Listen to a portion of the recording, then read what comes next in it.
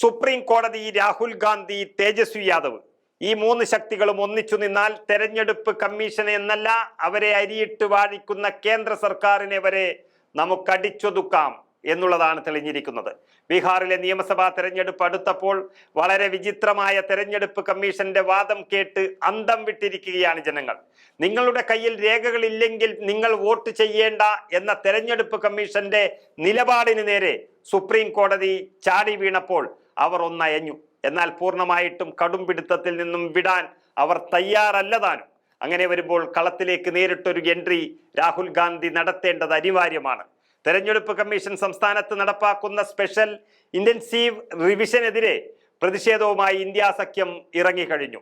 സോൻപൂരിലും ഹാജിപ്പൂരിലും RJD പ്രവർത്തകർ റോഡിലിറങ്ങി പ്രതിഷേധിക്കുന്നത് കണ്ടു. ടയറുകൾ കത്തിച്ച് റോഡ് ഉപരോധിച്ചായിരുന്നു ആ പ്രതിഷേധം നടന്നത്. ജഹനാബാദിൽ RJDയുടെ വിദ്യാർത്ഥി സംഘടന റെയിൽവേ ട്രാക്കുകൾ ഉപരോധിച്ചു. ലോക്സഭാ പ്രതിപക്ഷ നേതാവ് രാഹുൽ ഗാന്ധിയും RJD നേതാവ് മുൻ ഉപമുഖ്യമന്ത്രി കൂടിയായ തേജസ്വി യാദവും പ്രതിഷേധത്തിൽ മുന്നിൽ നിന്ന് നയിച്ചു. ഗോലാംബറിൽ ആദായ നികുതി ഓഫീസിൽ നിന്ന് തെരഞ്ഞെടുപ്പ് കമ്മീഷൻ ഓഫീസിലേക്ക് നടന്ന പ്രതിഷേധ മാർച്ചിലാണ് രാഹുൽ ഗാന്ധിയും തേജസ്വി യാദവും ബീഹാറിന്റെ ആശങ്ക അകറ്റിയത്. RJD, കോൺഗ്രസ്, ഇടതുപക്ഷ പാർട്ടികൾ, വികാസ്ശീൽ ഇൻസാൻ പാർട്ടി തുടങ്ങിയ മഹാഗഠബന്ധൻ പാർട്ടികളുടെ പിന്തുണയോടെയാണ് പ്രതിഷേധം സംഘടിപ്പിച്ചത്. തിങ്കളാഴ്ച നടന്ന വാർത്താ സമ്മേളനത്തിൽ തേജസ്വി യാദവ്, ബീഹാർ കോൺഗ്രസ് അധ്യക്ഷൻ രാജേഷ് കുമാർ, ബീഹാർ ചുമതലയുള്ള AICC സെക്രട്ടറി കൃഷ്ണ അല്ലവരു എന്നീ നേതാക്കൾ പ്രതിഷേധം പ്രഖ്യാപിച്ചിരുന്നു. ബീഹാറിൽ ഉടനീളം പ്രതിഷേധം സംഘടിപ്പിക്കുമെന്നാണ് അവർ പറഞ്ഞത്.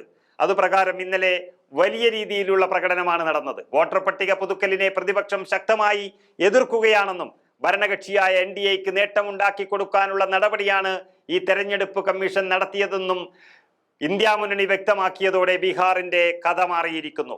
വോട്ടറാണെന്ന് തെളിയിക്കാൻ പാസ്പോർട്ടും മെട്രിക്കുലേഷൻ സർട്ടിഫിക്കറ്റും വേണമെന്നുള്ളതാണ് അതിൽ പറഞ്ഞിരിക്കുന്നത്.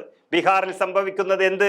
ഈ വരുന്ന നിയമസഭാ തെരഞ്ഞെടുപ്പിൽ 2003 വോട്ടർ പട്ടികയാണ് ആധികാരികമെന്നും ആ പട്ടികയിൽ ഉൾപ്പെടുത്താത്ത എല്ലാവരും രേഖകൾ സമർപ്പിച്ച് വോട്ടറാണെന്ന് തെളിയിക്കണമെന്നുമാണ് തെരഞ്ഞെടുപ്പ് കമ്മീഷന്റെ നിർദ്ദേശം.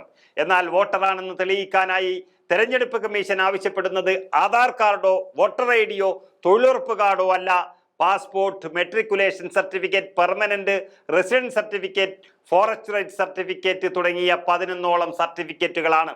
ജൂലൈ 25-നകം വോട്ടർ പട്ടികയിൽ പേര് ചേർക്കാൻ ആഗ്രഹിക്കുന്നവർ അപേക്ഷ സമർപ്പിച്ച് ഈ രേഖകൾ ഹാജരാക്കണമെന്നതാണ് നിർദ്ദേശം. അത് തീർത്തും BJP മുന്നണിക്ക് അനുകൂലമായി വോട്ടെടുപ്പ് അട്ടിമറിക്കാൻ എന്നുള്ളത് വ്യക്തമാവുകയാണ്. തെരഞ്ഞെടുപ്പ് കമ്മീഷന്റെ ഈ നിർദ്ദേശത്തിനെതിരെ വ്യാപകമായ വിമർശനവും സമരങ്ങളുമാണ് ബീഹാറിനെ കലാപകലുഷിതമാക്കി മാറ്റിയിരിക്കുന്നത്. ജനാധിപത്യത്തെ രക്ഷിക്കാൻ വേണ്ടിയുള്ള സമരമാണ് ബീഹാറിൽ നടന്നുകൊണ്ടിരിക്കുന്നത്. ഇത് BJP കാണിക്കുന്ന തെരഞ്ഞെടുപ്പ് സമയത്തെ കള്ളക്കെണിയുടെ അവസാനത്തെ ആണിയാണ് അടിക്കാൻ പോകുന്നത് എന്ന് വ്യക്തമാക്കുന്നതാണ് പ്രതിപക്ഷത്തിന്റെ സമരം ബീഹാറിൽ കണ്ടത്. ഈ വിഷയത്തിൽ സുപ്രീം കോടതി 10-ന് വാദം കേൾക്കുമെന്ന് പറഞ്ഞതോടെ തെരഞ്ഞെടുപ്പ് കമ്മീഷൻ ഉരുണ്ട് കളിക്കുകയാണ്. തങ്ങൾ പറഞ്ഞ 11 രേഖകളില്ലാതെ വോട്ടർ പട്ടിക പരിശോധിക്കാമെന്നും രേഖകൾ സമർപ്പിക്കാത്തവർ വോട്ടറാണോ എന്ന് ഇലക്ടറൽ രജിസ്ട്രേഷൻ ഓഫീസർ തീരുമാനിക്കുമെന്നും ബീഹാറിൽ പത്രപരസ്യം ചെയ്ത കമ്മീഷൻ ജൂൺ 24-ന് പുറപ്പെടുവിച്ച ഉത്തരവിൽ ഉറച്ചു നിൽക്കുകയാണെന്ന് പ്രസ്താവനയും ഇറക്കി.